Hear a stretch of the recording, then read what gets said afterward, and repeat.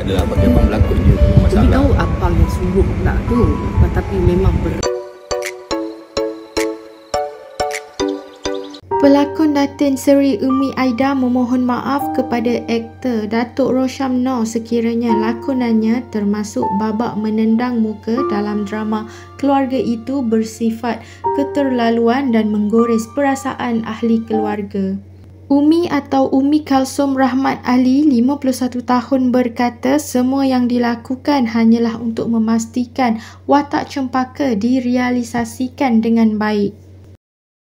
Abang minta maaf sangat. Tak adalah bagi abang berlakon je, Umi masalah. tahu abang yang sungguh tak tu, tapi memang berat untuk nak buat. Tapi sangat-sangat minta maaf, especially pada keluarga abang, anak-anak abang, cucu-cucu abang.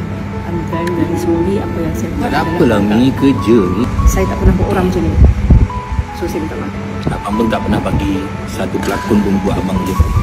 Sebab Umi dah berlakon abang lama, Umi dah macam adik abang, dia dah kerja lama. Cakap untuk watak tu abang okey je. Terima kasih telah menjadi iman yang bagus. Ya, saya rasa dah lama saya tak berlakon dengan Umi. Last Kala Malam Bulan Mengambang filem tu, dan saya bertemu balik.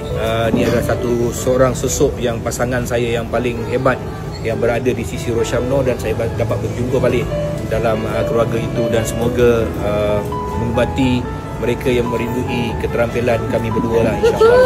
Ya. Thank you bang telah memberikan lakonan iman yang terbaik. Last iman.